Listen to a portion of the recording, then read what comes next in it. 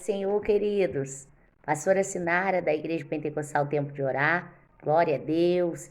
Mais uma vez o Senhor nos trouxe aqui para ministrarmos uma palavra ao seu coração e logo após vamos estar orando por você, profetizando bênção, cura, libertação, transformação, declarando o sobrenatural do Senhor sobre a sua vida, sobre a sua história.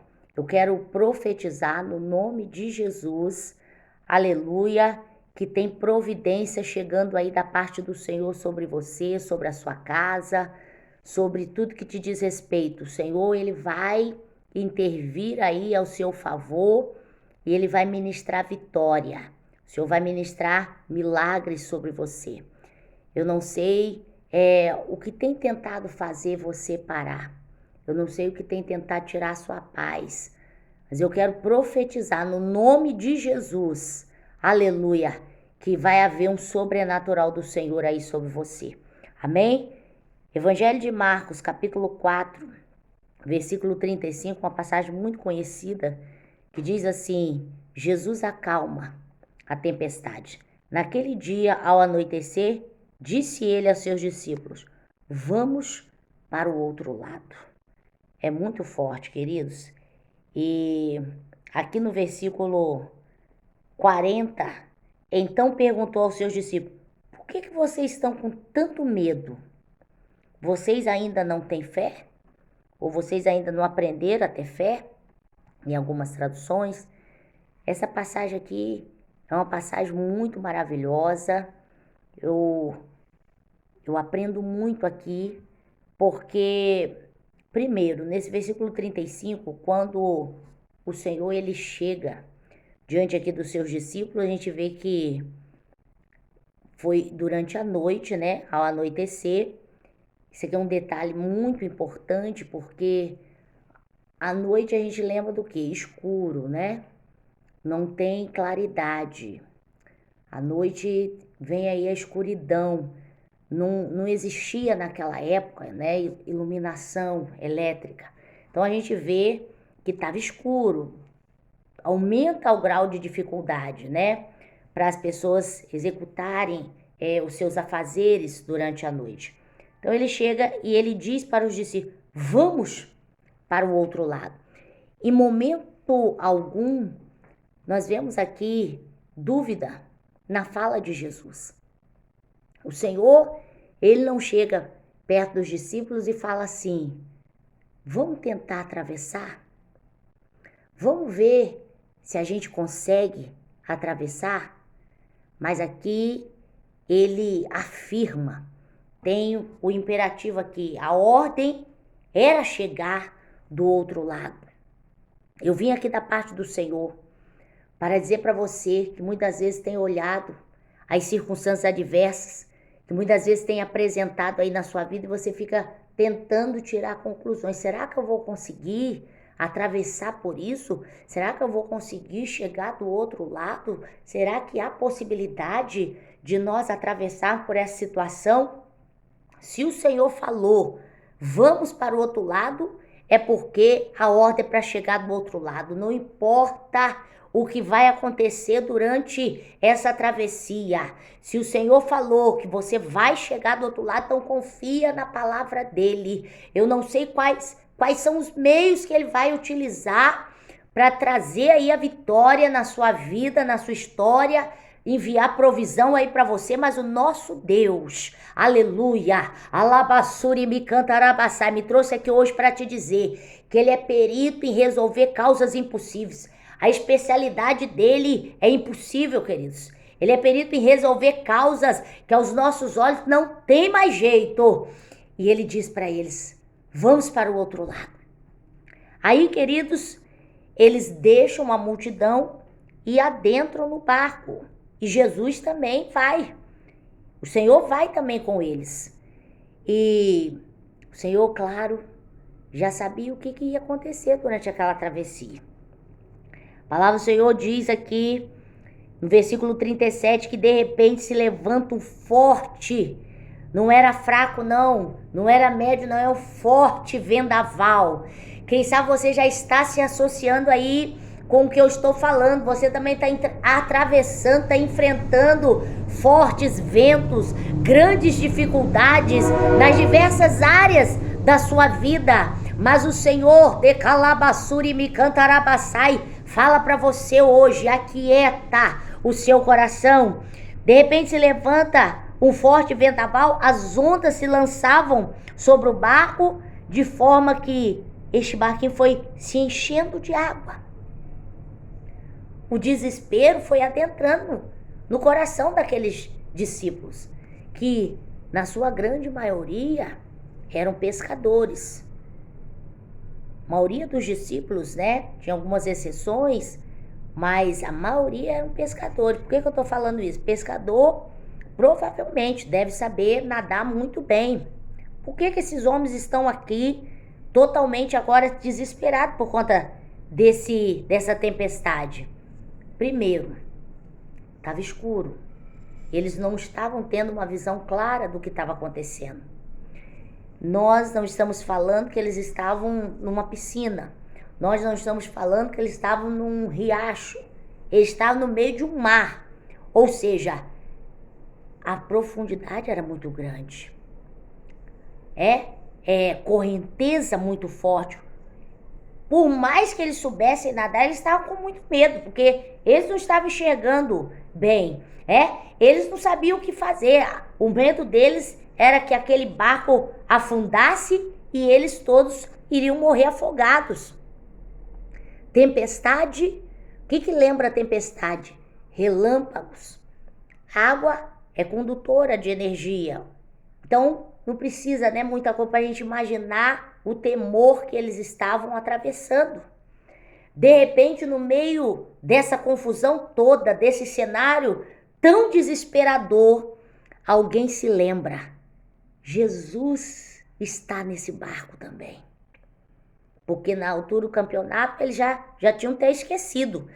Tem vez também que as provas são tão grandes que as pessoas até esquecem que o Senhor está contigo no barco, que o Senhor está com elas, que quem prometeu é o Senhor, que quem garante a vitória é o Senhor. O desespero vai entrando, a dificuldade vai aumentando, as pessoas vão ficando desesperadas e começam a pensar em parar. O desespero vai tomando conta da vida, da mente, e muitos se precipitam em decisões.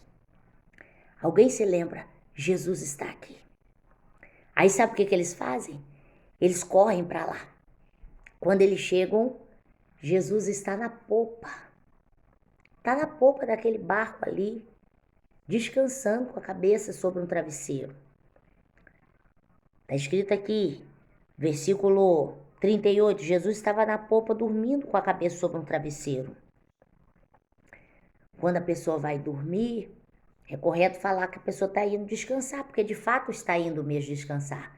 Está indo descansar, o seu corpo, está indo descansar a sua mente.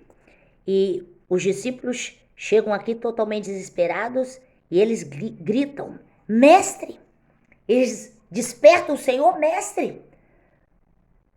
O Senhor não se importa, nós estamos perecendo. Tranquilamente, o Senhor se levanta, olha para aquele cenário desesperador, o discípulo está desesperado. O Senhor, calmamente, só fala duas coisas: aquieta-te, acalma-te. Está escrito aqui no versículo 39, o vento se aquietou e houve completa, não é metade não, completa bonança. Porque a vitória pode até demorar, queridos, mas na hora que ela chega, é completo. O que Deus realiza na nossa vida é completo. Houve completa bonança. Aí agora ele olha para os discípulos e pergunta no versículo 40, por que vocês estão com tanto medo? Vocês ainda não aprenderam a ter fé? Esses homens, esses discípulos aqui, eles não conheceram Jesus hoje. Eles têm experiência com o Senhor. Eles têm vivência com o Senhor. O que eu estou querendo dizer com isso? Que não é a primeira vez que eles eles presenciam um milagre. Eles já tinham visto o Senhor curar, já tinham visto o Senhor libertar, até ressuscitar. Eles tinham visto. E eu sempre costumo dizer que muitas vezes existem pessoas que têm uma fé, são tão fervorosos quando o problema é na vida de outras pessoas, né? Eles chegam e são totalmente otimistas. Fica calmo, vai dar tudo certo, Deus já está no controle de tudo, a vitória é certa. Eles são extremamente fervorosos quando é na vida dos outros.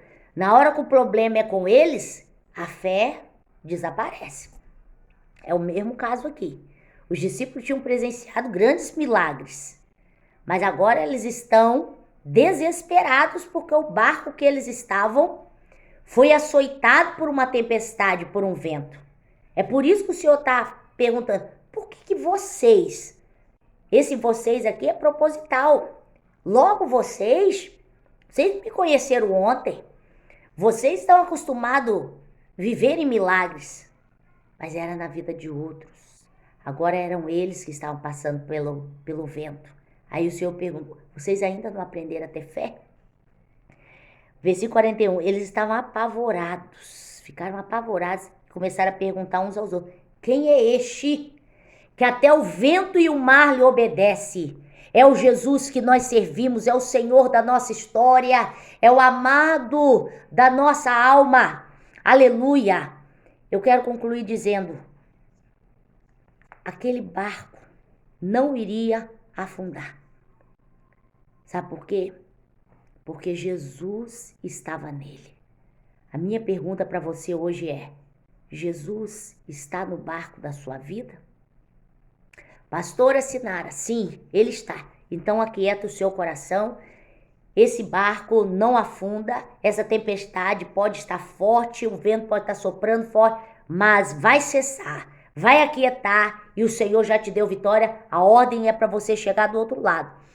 Pastora, infelizmente eu não tenho plena convicção de que Jesus está no barco da minha vida. Então hoje é um dia oportuno para você convidar ele para adentrar no barco da sua vida, da sua história. Com isso, sabe o que o Senhor estava querendo nos ensinar aqui nessa passagem?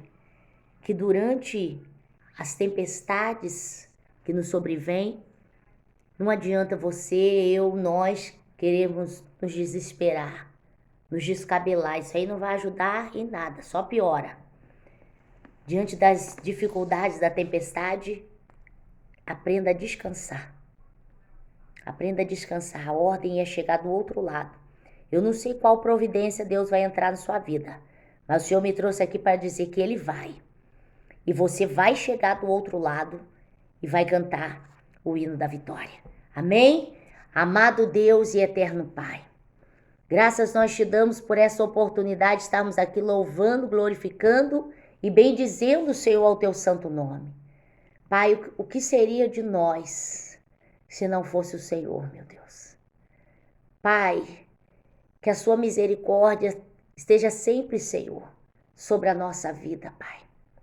Que a tua graça, Senhor, possa estar sempre disponível a nós. Pai querido, nós não somos nada sem ti. Eu quero declarar todo o meu amor por ti, a minha total dependência de ti. E eu me coloco agora na tua presença para interceder pela vida do teu filho, da tua filha e profetizar cura, libertação e transformação. Muda a história dele, muda a história dela. Alabassuri bicantarabassai, traga paz, ó Deus. Repreenda o vento, repreenda a tempestade. Aquieta este coração agora. Alabassuri bicantarabassai. E que ele e ela, nós, possamos, Senhor, chegar do outro lado e cantarmos o hino da vitória. Em o nome de Jesus. Amém. E graças a Deus.